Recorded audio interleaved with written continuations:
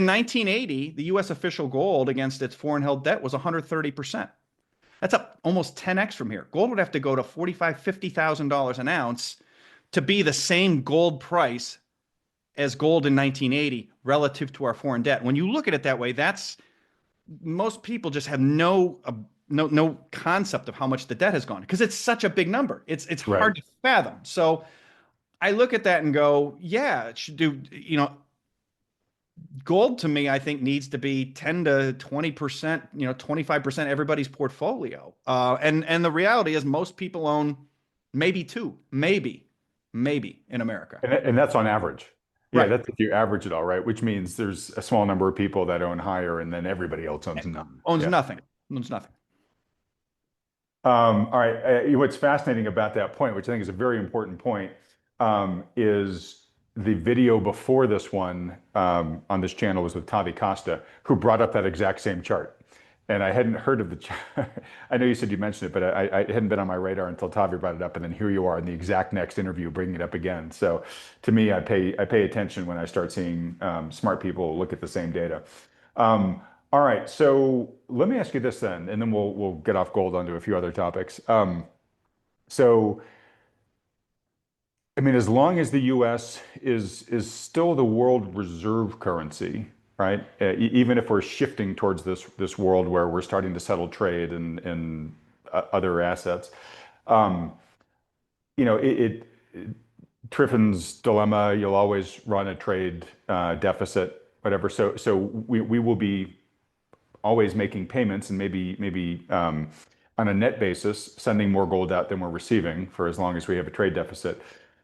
Obviously, keeping our gold stores flush becomes a real matter of national importance. Um, how do you see the U.S. prioritizing that? And is that part of the undercurrent of the story of what's going on with Venezuela and Greenland and things like that with the U.S. expansionism? I maybe.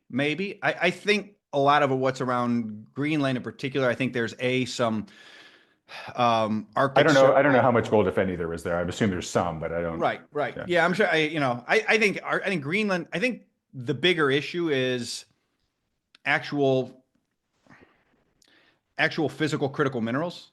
Um, the you know the CNN reported last summer that the United States ran through 25% of its THAAD, high-end air defense missiles in 11 days of medium intensity combat defending Israel.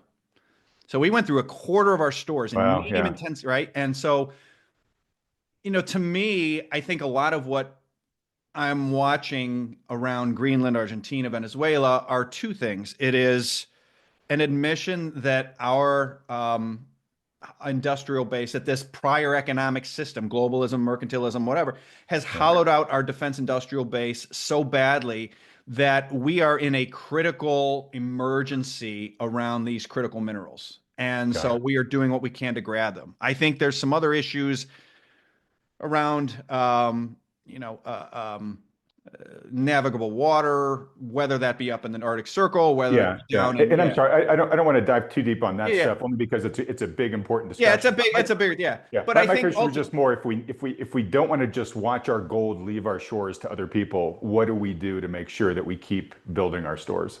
let the price rise. So keep what we have, but just make it more and more expensive. Just yeah, just let the price rise, right? Just Yeah. keeps it. So by way of comparison, people say, well, oh, China mercantile and they're globalist mercantile. China would sit down at that same table with Michael Every or anyone accusing them of mercantilism and say, look, we shipped all this stuff.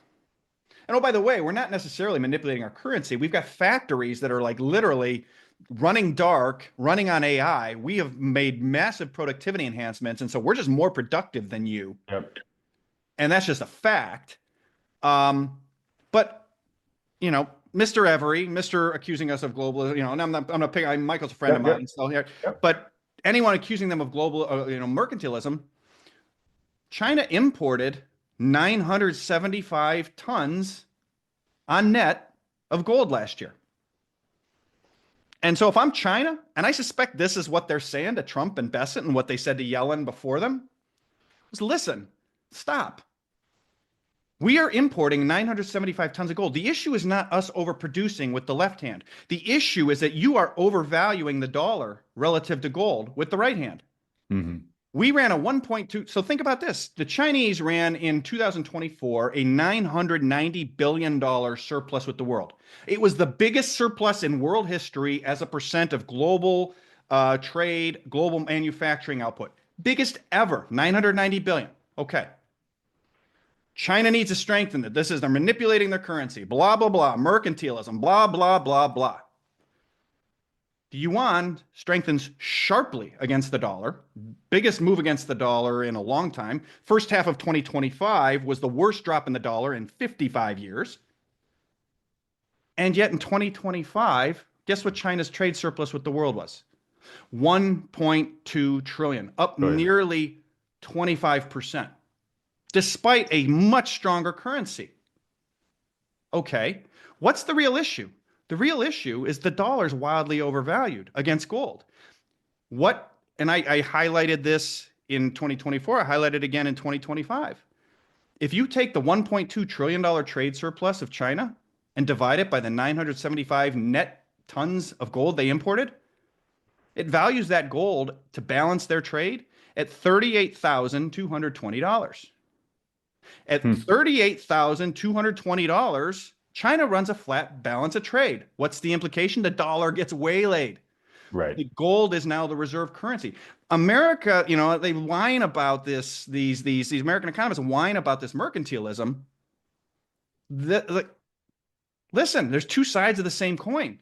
If you want the Chinese to stop being mercantile, price your currency appropriately. The dollar is so overvalued against gold relative to what we make useful in the real world. And that's the issue. And so when we say globalism's over, yeah, I agree with Michael on that. What's that mean?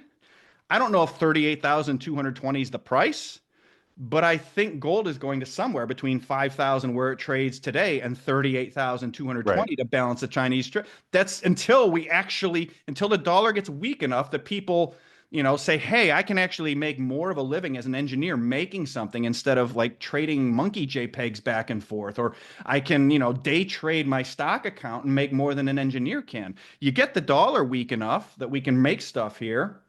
And that's how you do all of those things. Is you settle in gold and you just let US's trade deficits bid gold to the moon until the dollar is appropriately valued, which is probably, I don't know, by the end of the cycle, I think DXY trades in the 60s, maybe lower. That's where this has Okay. to go. And what general time frame are you talking about here? Because I just don't want folks to get the impression that Luke is saying, okay, gold's going to $40,000 an ounce tomorrow, right? So are we talking a half a decade? Are we talking 2 decades? Like just finger to the wind. What wouldn't surprise you? See, I don't think it matters. Like, this is a problem with a lot of American investors. They only buy stuff when it goes up, right? The American investors only buy stuff that goes up. Now, I think it's going to happen. I think it has to happen over the next 5 to 10 years. And you say, well, gosh, is that fast enough? Here's the reality. I put up a chart yesterday. It showed if you look at the S&P total return, right? So this is the S&P with dividends reinvested. Gold has outperformed S&P total return over 1 year, 2 year, 5 year, 10 year, 20 year, and 25 year basis. Basically, my entire career, I'd have made more money sitting in gold than in owning the S&P 500 total return. The only time it worked was in 2011. If you bought it 15 years ago, S&P total returns killed gold since then. Other than that, sort of every major and that was before we really started this change. Like, I think we are in the very early innings of it is a matter of national security for the US to settle trade deficits, at least partially in gold, because we need the price of gold higher. We need the dollar weaker. We need defense industrial production back here. We don't want to be reliant on the Chinese to both finance our military and make our military. It's a bad idea.